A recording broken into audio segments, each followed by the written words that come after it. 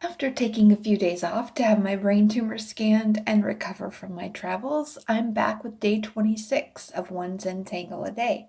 We're looking at the Zentangle patterns poke leaf, yes, again, and growth. If you follow the book, you'll notice that the author wants us to work with markers and colored pencils today too, but I'm just not. And in case you're wondering about that brain tumor thing, it's still there, but it hasn't grown or changed. Also, I got copies of my imaging this visit and I've shared them on my blog. If you want to hop on over there and read about that, there's a link in the description. All right, let's see if I can get back into the swing of things here.